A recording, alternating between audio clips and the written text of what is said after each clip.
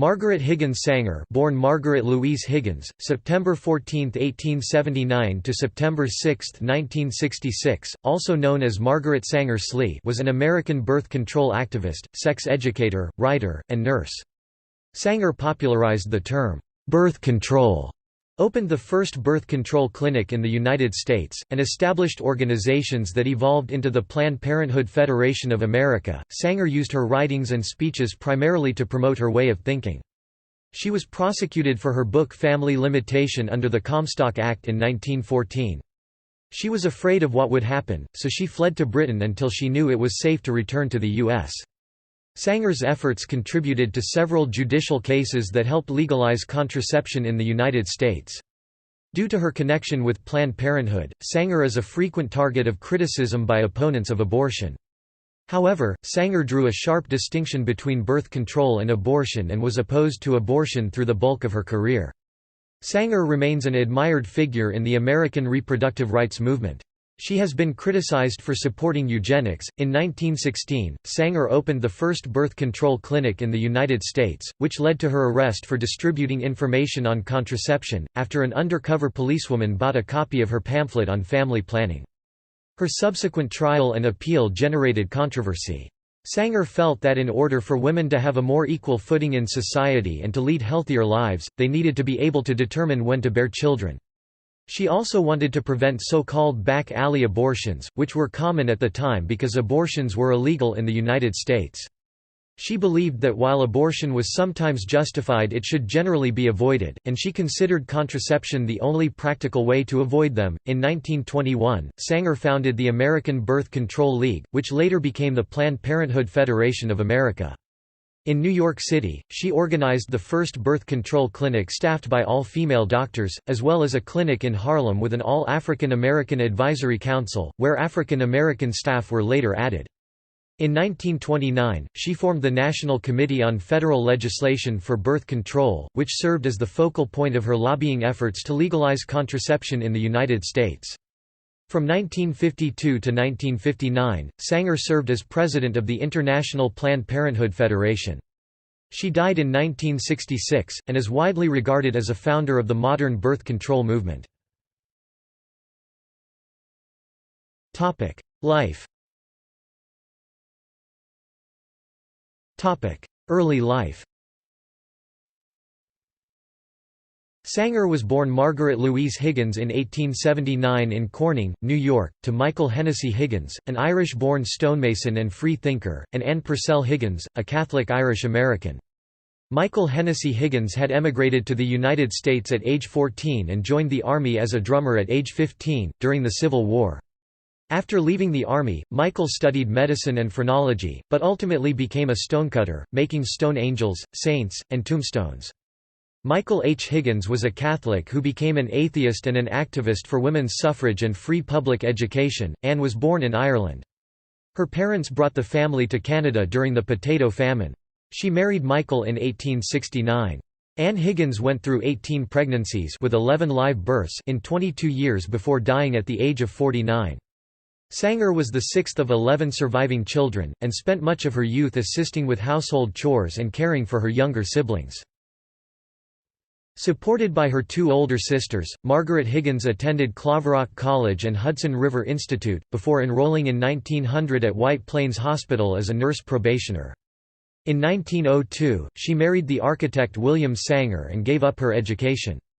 Though she was plagued by a recurring active tubercular condition, Margaret Sanger bore 3 children, and the couple settled down to a quiet life in Westchester, New York. Social activism. In 1911, after a fire destroyed their home in Hastings-on-Hudson, the Sangers abandoned the suburbs for a new life in New York City. Margaret Sanger worked as a visiting nurse in the slums of the East Side, while her husband worked as an architect and a house painter. Already imbued with her husband's leftist politics, Margaret Sanger also threw herself into the radical politics and modernist values of pre-World War I Greenwich Village Bohemia. She joined the Women's Committee of the New York Socialist Party, took part in the labor actions of the industrial workers of the world, including the notable 1912 Lawrence textile strike and the 1913 Patterson silk strike, and became involved with local intellectuals, left-wing artists, socialists and social activists, including John Reed, Upton Sinclair, Mabel Dodge and Emma Goldman. Sanger's political interests, emerging feminism and nursing experience led her to write 2 series of columns on sex education entitled, "What Every Mother Should Know" (1911–12) and "What Every Girl Should Know" (1912–13) for the socialist magazine New York Call. By the standards of the day, Sanger's articles were extremely frank in their discussion of sexuality, and many New York Call readers were outraged by them. Other readers, however, praised the series for its candor. One stated that the series contained "a purer morality than whole libraries full of hypocritical cant about modesty." Both were published in book form in 1916. During her work among working class immigrant women, Sanger met women who underwent frequent childbirth, miscarriages, and self induced abortions for lack of information on how to avoid unwanted pregnancy. Access to contraceptive information was prohibited on grounds of obscenity by the 1873 Federal Comstock Law and a host of state laws. Seeking to help these women, Sanger visited public libraries, but was unable to find information on contraception.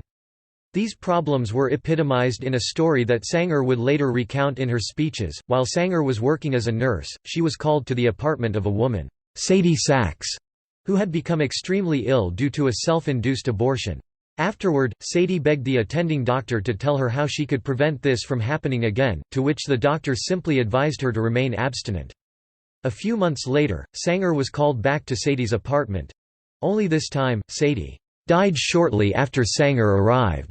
She had attempted yet another self-induced abortion. Sanger would sometimes end the story by saying, "I threw my nursing bag in the corner and announced that I would never take another case until I had made it possible for working women in America to have the knowledge to control birth." Biographer Ellen Chesler attempted unsuccessfully to find corroboration of this story. This story, along with Sanger's 1904 rescue of her unwanted niece Olive Byrne from the snowbank in which she had been left, marks the beginning of Sanger's commitment to spare women from the pursuit of dangerous and illegal abortions. Sanger opposed abortion, but primarily as a societal ill and public health danger which would disappear if women were able to prevent unwanted pregnancy. Given the connection between contraception and working-class empowerment, Sanger came to believe that only by liberating women from the risk of unwanted pregnancy would fundamental social change take place. She launched a campaign to challenge governmental censorship of contraceptive information through confrontational actions. Sanger became estranged from her husband in 1913, and the couple's divorce was finalized in 1921. In 1922 she married her second husband, James Noah H. Slee. In 1914, Sanger launched The Woman Rebel, an 8-page monthly newsletter which promoted contraception using the slogan, "No Gods, No Masters." Sanger, collaborating with anarchist friends, popularized the term, "birth control," as a more candid alternative to euphemisms such as, "family limitation." The term, "birth control," was suggested in 1914 by a young friend called Otto Bobsty. Sanger proclaimed that each woman should be, "the absolute mistress of her own body." In these early years of Sanger's activism, she viewed birth control as a free speech issue, and when she started publishing The Woman Rebel, one of her goals was to provoke a legal challenge to the federal anti-obscenity laws which banned dissemination of information about contraception. Though postal authorities suppressed 5 of its 7 issues, Sanger continued publication, all the while preparing Family Limitation, another challenge to anti-birth control laws. This 16-page pamphlet contained detailed and precise information and graphic descriptions of various contraceptive methods. In August 1914, Margaret Sanger was indicted for violating postal obscenity laws by sending The Woman Rebel through the postal system. Rather than stand trial, she fled the country. Margaret Sanger spent much of her 1914 exile in England, where contact with British neo-Malthusians such as Charles Vickery Drysdale helped refine her socio-economic justifications for birth control. She shared their concern that overpopulation led to poverty, famine and war. At the 5th International Neo-Malthusian Conference in 1922, she was the first woman to chair a session. She organized the 6th International Neo-Malthusian and Birth Control Conference that took place in New York in 1925. Greater than overpopulation would remain a concern of hers for the rest of her life. During her 1914 trip to England, she was also profoundly influenced by the liberation theories of Havelock Ellis, under whose tutelage she sought not just to make sexual intercourse safer for women but more pleasurable. Another notable person she met around this time was Marie Stopes, who had run into Sanger after she had just given a talk on birth control at a Fabian Society meeting. Stopes showed Sanger her writings and sought her advice about a chapter on contraception. Early in 1915, Margaret Sanger's estranged husband, William Sanger, gave a copy of Family Limitation to a representative of anti-vice politician Anthony Comstock. William Sanger was tried and convicted, spending 30 days in jail while attracting interest in birth control as an issue of civil liberty. Margaret's second husband, Noah Slee, also lent his help to her life's work. In 1928, Slee would smuggle diaphragms into New York through Canada in boxes labeled as 3-in-1 oil. He later became the first legal manufacturer of diaphragms in the United States. Birth control movement. Some countries in northwestern Europe had more liberal policies towards contraception than the United States at the time, and when Sanger visited a Dutch birth control clinic in 1915, she learned about diaphragms and became convinced that they were a more effective means of contraception than the suppositories and douches that she had been distributing back in the United States. Diaphragms were generally unavailable in the United States, so Sanger and others began importing them from Europe, in defiance of United States law. On October 16, 1916, Sanger opened a family planning and birth control clinic at 46 Amboy Street in the Brownsville neighborhood of Brooklyn, the first of its kind in the United States. 9 days after the clinic opened, Sanger was arrested. Sanger's bail was set at $500 and she went back home. Sanger continued seeing some women in the clinic until the police came a second time. This time, Sanger and her sister, Ethel Byrne, were arrested for breaking a New York state law that prohibited distribution of contraceptives. Sanger was also charged with running a public nuisance. Sanger and Byrne went to trial in January 1917. Byrne was convicted and sentenced to 30 days in a workhouse but went on a hunger strike. She was force-fed, the first woman hunger striker in the U.S. to be so treated. Only when Sanger pledged that Byrne would never break the law was she pardoned after 10 days. Sanger was convicted. The trial judge held that women did not have the right to copulate with a feeling of security that there will be no resulting conception. Sanger was offered a more lenient sentence if she promised to not break the law again, but she replied, "I cannot respect the law as it exists today." For this, she was sentenced to 30 days in a workhouse. An initial appeal was rejected, but in a subsequent court proceeding in 1918, the birth control movement won a victory when Judge Frederick E. Crane of the New York Court of Appeals issued a ruling which allowed doctors to prescribe contraception. The publicity surrounding Sanger's arrest, trial, and appeal sparked birth control activism across the United States and earned the support of numerous donors, who would provide her with funding and support for future endeavors. In February 1917, Sanger began publishing the monthly periodical Birth Control Review.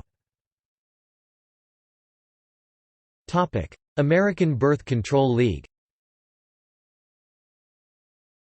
After World War I, Sanger shifted away from radical politics, and she founded the American Birth Control League (ABCL) in 1921 to enlarge her base of supporters to include the middle class.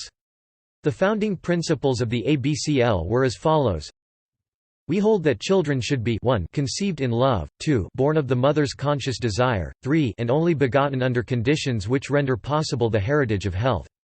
Therefore we hold that every woman must possess the power and freedom to prevent conception except when these conditions can be satisfied.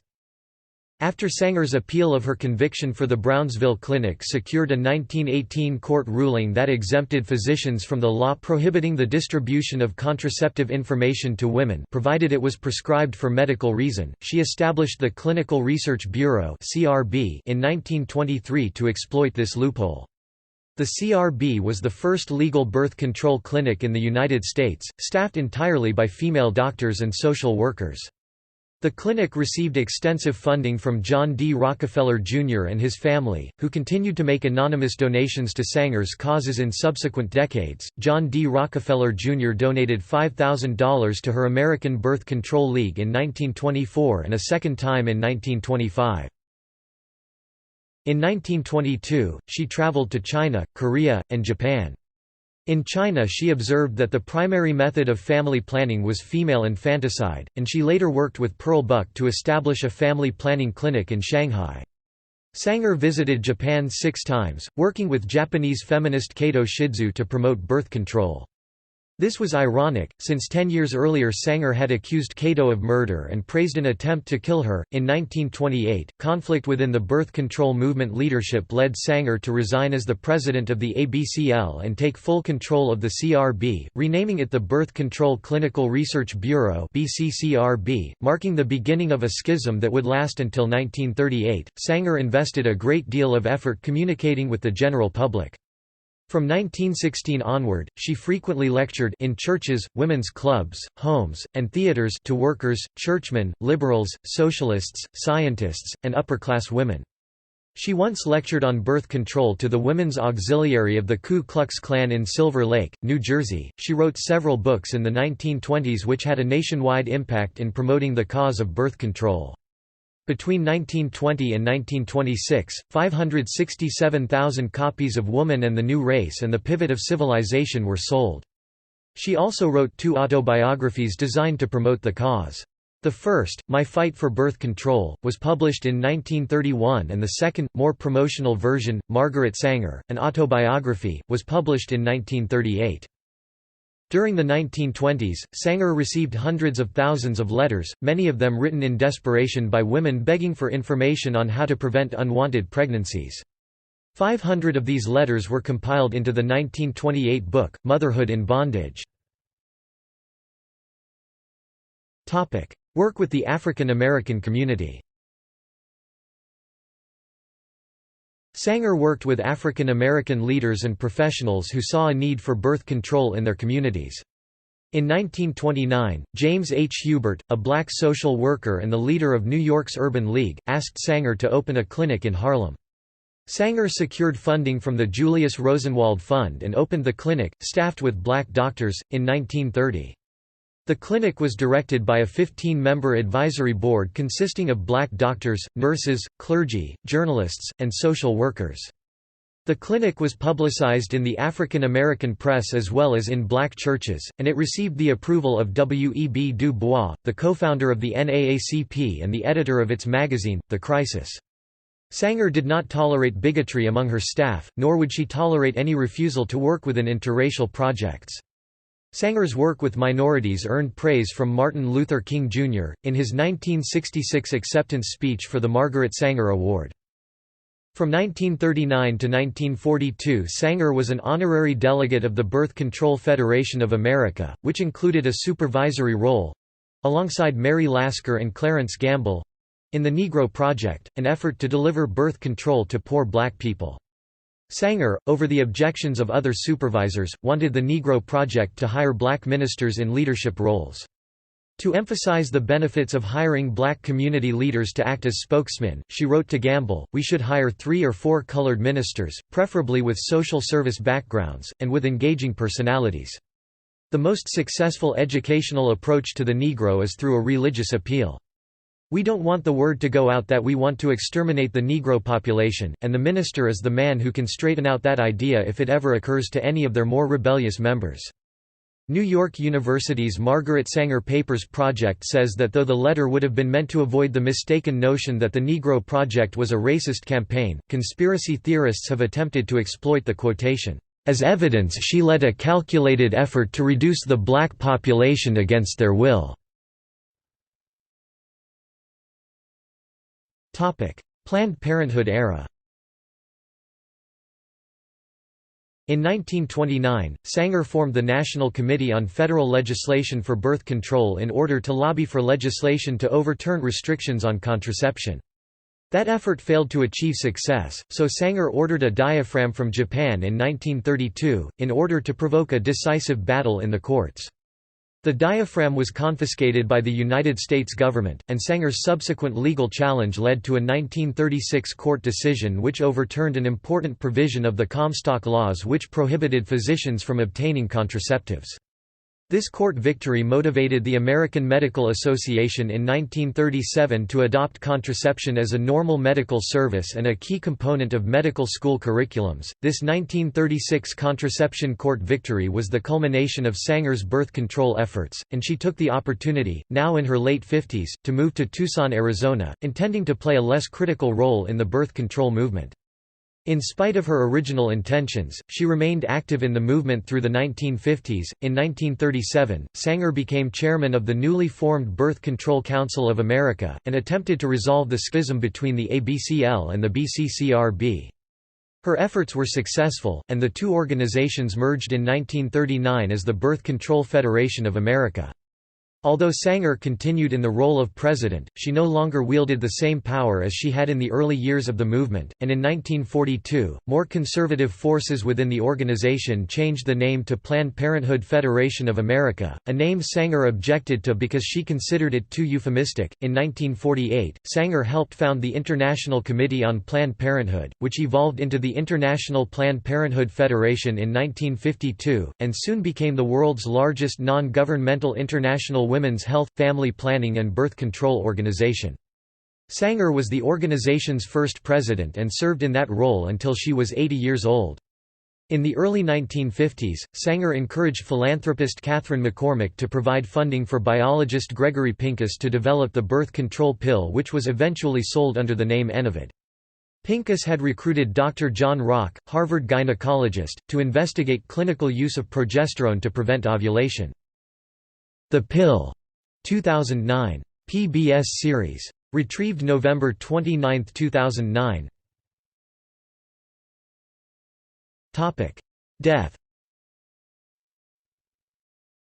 Sanger died of congestive heart failure in 1966 in Tucson, Arizona, aged 86, about a year after the U.S. Supreme Court case Griswold v. Connecticut, which legalized birth control in the United States. Sanger is buried in Fishkill, New York, next to her sister, Nan Higgins, and her second husband, Noah Slee.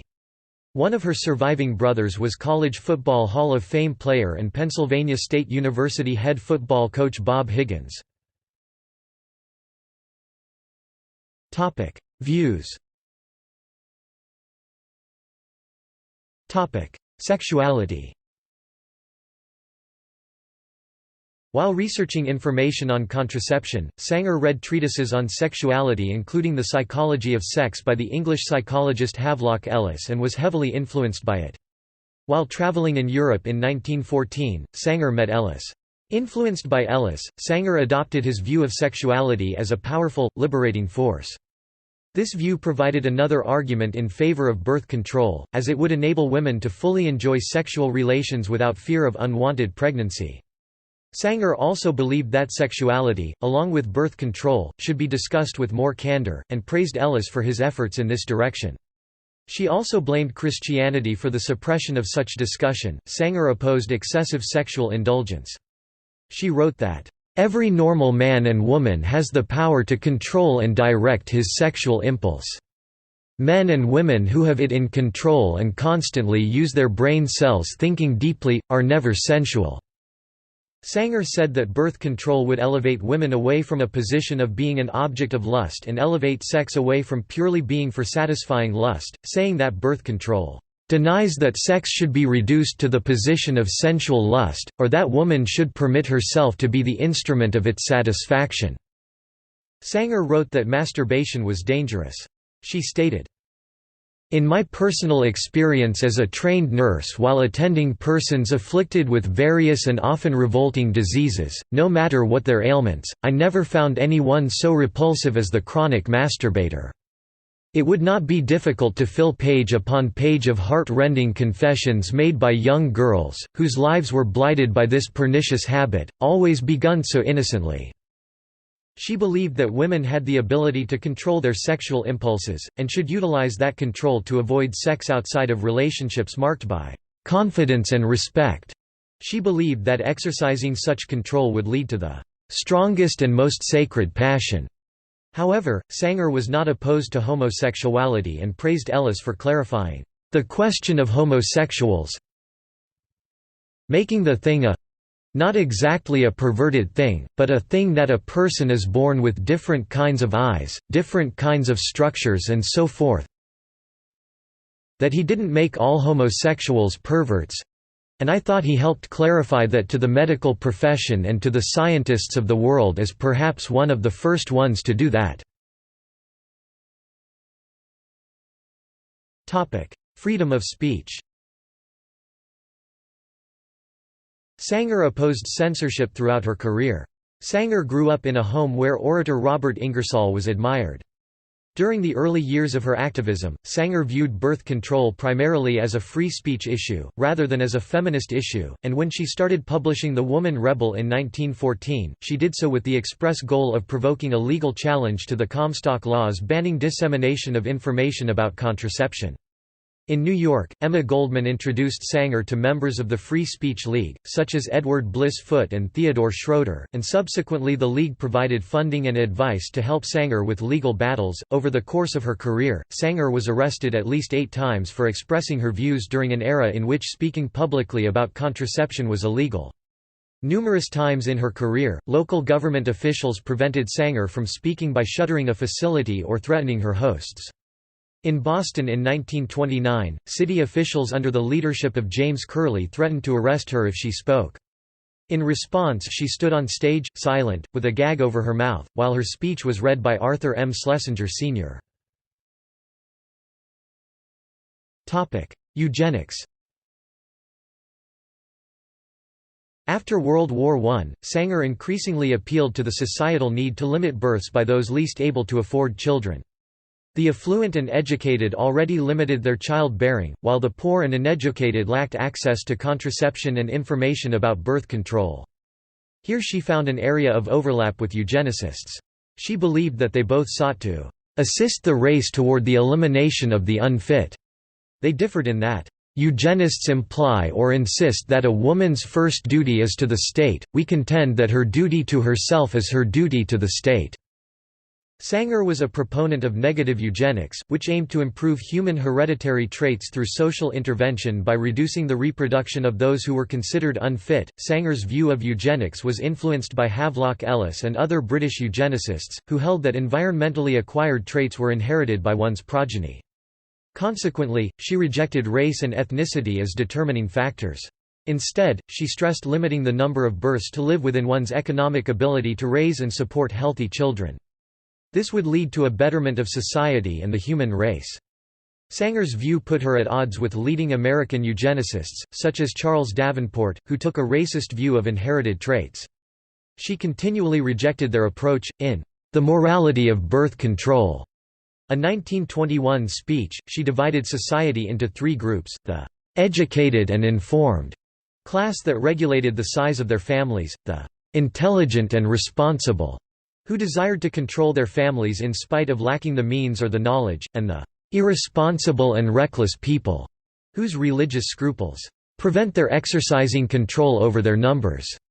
Sanger concludes, "There is no doubt in the minds of all thinking people that the procreation of this group should be stopped." Sanger's eugenic policies included an exclusionary immigration policy, free access to birth control methods, and full family planning autonomy for the able-minded, as well as compulsory segregation or sterilization for the profoundly retarded. Sanger wrote, "We do not believe that the community could or should send to the lethal chamber the defective progeny resulting from irresponsible and unintelligent breeding." In personal correspondence, she expressed her sadness about the aggressive and lethal Nazi eugenics program, and donated to the American Council Against Nazi Propaganda. In addition, Sanger believed the responsibility for birth control should remain with able-minded individual parents rather than the state, and that self-determining motherhood was the only unshakable foundation for racial betterment. Margaret Sanger justified her decision to speak to a Ku Klux Klan group by explaining, "To me, any aroused group is a good group." She was closely associated with one of the most influential and extreme racist authors in America in the 1920s and 1930s, the Klansman and Nazi sympathizer Lothrop Stoddard. Chesler comments, Margaret Sanger was never herself a racist, but she lived in a profoundly bigoted society, and her failure to repudiate prejudice, especially when it was manifest among proponents of her cause, has haunted her ever since. Abortion. During the years of her greatest influence she opposed abortion and sharply distinguished between birth control, which she saw as a fundamental right of women, and access to abortion, which she did not see as such a right. Already in 1916 when she opened her first birth control clinic she was employing harsh rhetoric against abortion. Flyers she distributed to women exhorted them in all capitals, "Do not kill, do not take life, but prevent." Sanger's patients were told that abortion was the wrong way, no matter how early it was performed it was taking life, that contraception was the better way, the safer way. It took a little time, a little trouble, but it was well worthwhile in the long run, because life had not yet begun. Sanger consistently distanced herself from any calls for legal access to abortion, arguing that legal access to contraceptives would remove the need for abortion.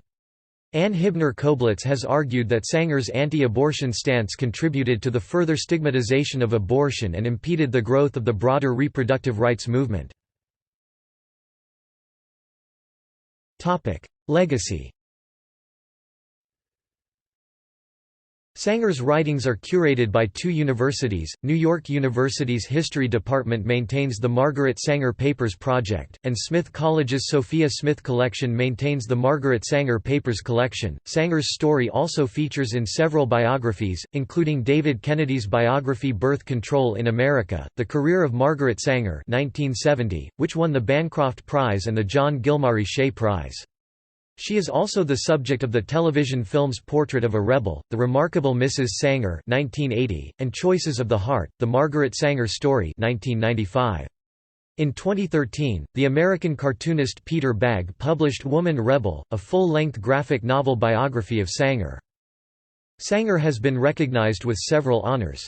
Her speech, "Children's Era", given in 1925, is listed as number 81 in American Rhetoric's Top 100 Speeches of the 20th Century, listed by rank. Sanger was an inspiration for Wonder Woman, a comic book character introduced by William Marston in 1941.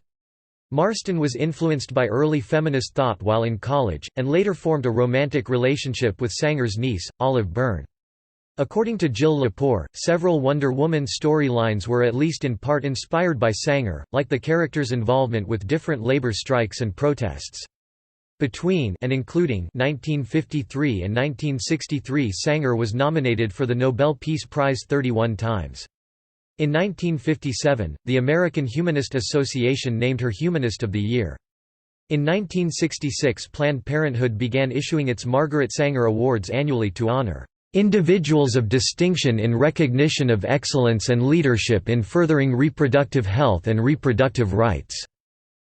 The 1979 artwork The Dinner Party features a place setting for her. In 1981, Sanger was inducted into the National Women's Hall of Fame. In 1993, the United States National Park Service designated the Margaret Sanger Clinic, where she provided birth control services in New York in the mid-20th century, as a National Historic Landmark. As well, government authorities and other institutions have memorialized Sanger by dedicating several landmarks in her name, including a residential building on the Stony Brook University campus, a room in Wellesley College's library, and Margaret Sanger Square in New York City's NoHo area. There is a bust of Sanger in the National Portrait Gallery, which was a gift from Cordelia Scaife May. Sanger, a crater in the northern hemisphere of Venus, takes its name from Margaret Sanger. Due to her connection with Planned Parenthood, many who oppose abortion frequently condemn Sanger by criticizing her views on birth control and eugenics. In spite of such controversies, Sanger continues to be regarded as a force in the American reproductive rights movement and women's rights movement. In the 21st century, Sanger is regarded as an early American democratic socialist. Works, books and pamphlets. What Every Mother Should Know, originally published in 1911 or 1912, based on a series of articles Sanger published in 1911 in the New York Call, which were, in turn, based on a set of lectures Sanger gave to groups of Socialist Party women in 1910–1911. Multiple editions published through the 1920s, by Max N. Maisel and Sincere Publishing, with the title What Every Mother Should Know, or How 6 Little Children Were Taught the Truth, online 1921 edition, Michigan State University Family Limitation, originally published 1914 as a 16-page pamphlet, also published in several later editions. Online 1917, 6th edition, Michigan State University, online 1920 English edition, Bakunin Press, revised by author from 9th American edition, What Every Girl Should Know, originally published 1916 by Max N. Maisel, 91 pages, also published in several later editions. Online 1920 edition, online 1922 ed., Michigan State University The Case for Birth Control, a supplementary brief and statement of facts, May 1917, published to provide information to the court in a legal proceeding. Online Internet Archive Woman and the New Race, 1920, Truth Publishing, foreword by Havelock Ellis, online Harvard University, online Project Gutenberg, online Internet Archive, audio on archive.org Debate on Birth Control 1921, text of a debate between Sanger, Theodore Roosevelt, Winter Russell, George Bernard Shaw, Robert L. Wolfe, and Emma Sargent Russell. Published as issue 208 of Little Blue Book series by Haldeman Julius Co., online 1921, Michigan State University The Pivot of Civilization, 1922, Brentanos, online 1922, Project Gutenberg, online 1922, Google Books Motherhood in Bondage, 1928, Brentanos, online Google Books. My Fight for Birth Control, 1931, New York, Farrar and Reinhardt An Autobiography. New York, New York, Cooper Square Press, 1938. ISBN 0-8154-1015-8. Fight for Birth Control, 1916, New York The Library of Congress Birth Control A Parent's Problem or Women's, The Birth Control Review, March 1919, 6–7, periodicals The Woman Rebel, 7 issues published monthly from March 1914 to August 1914. Sanger was publisher and editor. Sample article The Woman Rebel, Volume 1, No. 4, June 1914, 25, Margaret Sanger Microfilm, C16, 0539. Birth Control Review, published monthly from February 1917 to 1940. Sanger was editor until 1929, when she resigned from the ABCL. Not to be confused with Birth Control News, published by the London-based Society for Constructive Birth Control and Racial Progress, collections and anthologies Sanger, Margaret, The Selected Papers of Margaret Sanger, Volume 1, The Woman Rebel, 1900–1928, Esther Katz, Kathy Moran Hajo, Peter Engelman eds, University of Illinois Press, 2003 Sanger, Margaret, The Selected Papers of Margaret Sanger, Volume 2, Birth Control Comes of Age, 1928–1939, Esther Katz, Kathy Moran Hajo, Peter Engelman eds, University of Illinois Press, 2007 Sanger, Margaret, The Selected Papers of Margaret Sanger, Volume 3, The Politics of Planned Parenthood, 1939–1966, Esther Katz, Kathy Moran Hajo, Peter Engelman eds, University of Illinois Press, 2010 Works by Margaret Sanger at Project Gutenberg The Margaret Sanger Papers at Smith College The Margaret Sanger Papers Project at New York University McElderry, Michael J. 1976. Margaret Sanger, a register of her papers in the Library of Congress. Manuscript Division, Library of Congress. Archived from the original on March 29, 2009. Retrieved March 30, 2009. Correspondence between Sanger and McCormick, from the Pill documentary movie, supplementary material, PBS, American Experience producers, online.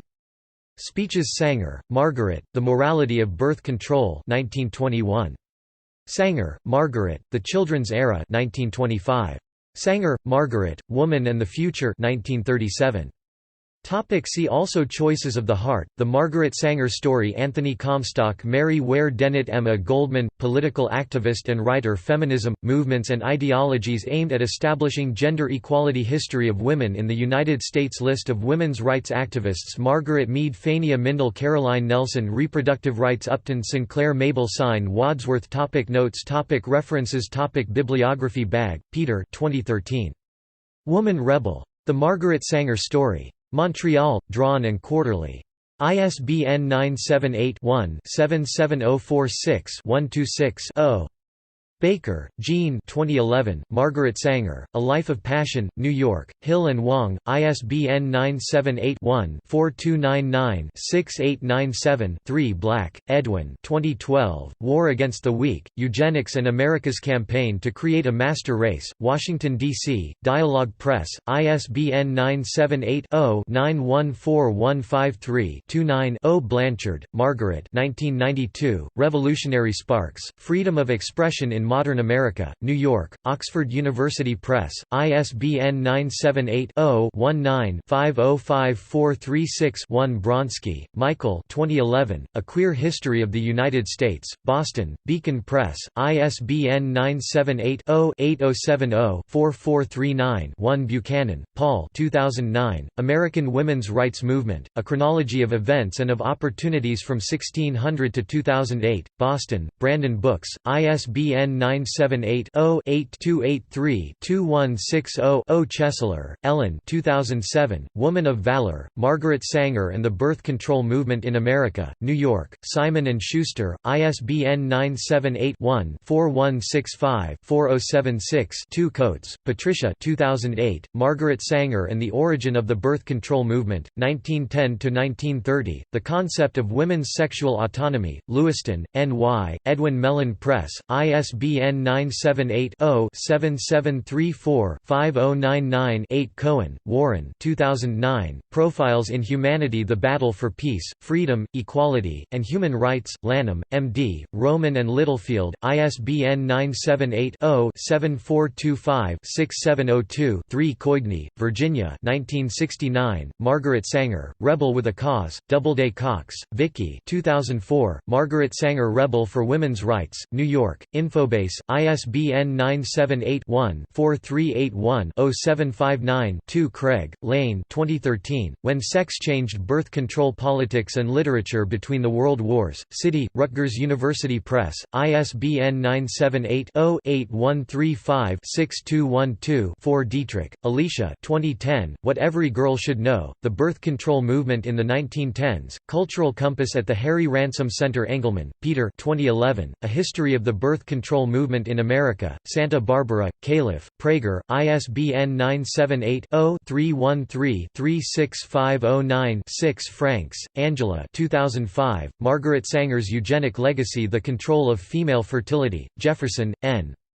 C. McFarland, ISBN 978-0-7864-5404-4 Friedman, Estelle 2007, The Essential Feminist Reader, New York, Modern Library, ISBN 978-0-8129-7460-7 Gordon, Linda 1976, Woman's Body, Woman's Right, A Social History of Birth Control in America, New York, Grossman, ISBN 978-0-670-77817-1 Gray, Madeline 1979, Margaret Sanger, A Biography of the Champion of Birth Control, New York, R. Merrick, ISBN 978-0-399-90019-8 Haho, Kathy 2010, Birth Control on Main Street, Organizing Clinics in the United States, 1916–1939, Urbana, University of Illinois Press, ISBN 978-0-252-07725-8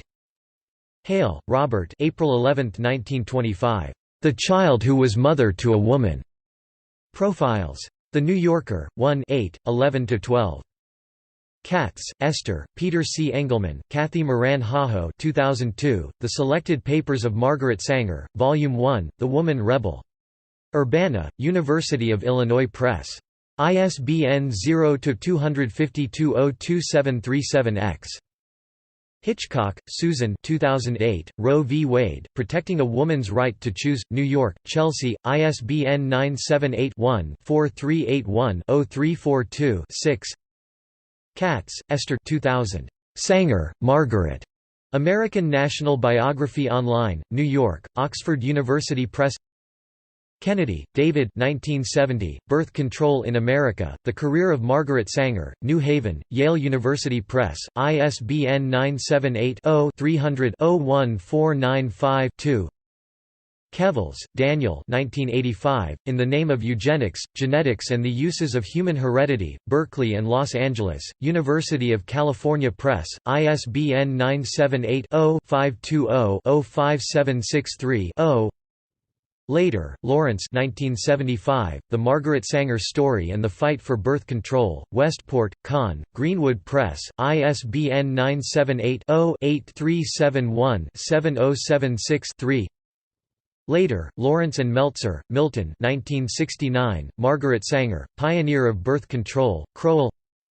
McCann, Carol 1994, Birth Control Politics in the United States, 1916–1945, Ithaca, Cornell University Press, ISBN 978-0-8014-8612-8. McCann, Carol 2010, Women as Leaders in the Contraceptive Movement. In O'Connor, Karen, Gender and Women's Leadership, A Reference Handbook, Thousand Oaks, Sage, pp. 749–762, doi, 10.4135, 9781412979344, N78, ISBN 978-1-4522-6635-0. Reed, Miriam 2003, Margaret Sanger, Her Life in Her Words, Fort Lee, N.J., Barricade Books, ISBN 978-1-56980-255-7. Rosenbaum, Judith 2011. The Call to Action, Margaret Sanger, The Brownsville Jewish Women, and Political Activism. In Kaplan, Marion, Moore, Deborah, Gender and Jewish History, Bloomington, Indiana University Press, ISBN 978-0-253-22263-3. Rosenberg, Rosalind 2008, Divided Lives, American Women in the Twentieth Century, New York, Hill and Wong, ISBN 978-0-8090-1631-0. Sanger, Margaret 1919. Birth Control and Racial Betterment. Birth Control Review, The New York Women's Publishing Company, 3 2, pp. 11–12 via the Margaret Sanger Papers Project. Sanger, Margaret 1922, The Pivot of Civilization, New York, Brentanos, ISBN 978-0-8277-2004-6. Sanger, Margaret 1938, Autobiography of Margaret Sanger, City, Dover Publications, ISBN 978-0-486-12083-6. Valenza, Charles 1985. Was Margaret Sanger a racist? Family Planning Perspectives, Guttmacher Institute, 17 44–46, doi, 10.2307, 2135230, JSTOR 2135230, PMID 3884362. Viney, Wayne, King, D.A. 2003, A History of Psychology, Ideas and Context, Boston, Allen and Bacon, ISBN 978-0-205-33582-4. Historiography. Sandy L. Dinger. Sanger, Margaret. In Eleanor B. Amico, ed., Reader's Guide to Women's Studies 1998, pp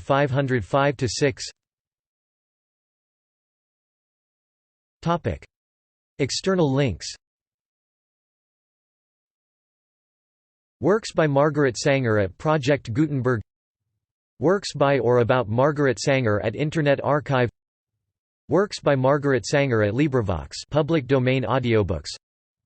Works by Margaret Sanger at Open Library. Margaret Sanger Papers at the Sophia Smith Collection. Interview conducted by Mike Wallace, September 21, 1957. Hosted at the Harry Ransom Center. 9 Things You Should Know About Margaret Sanger TGC, The Gospel Coalition. Michaels, Deborah. Margaret Sanger. National Women's History Museum, 2017.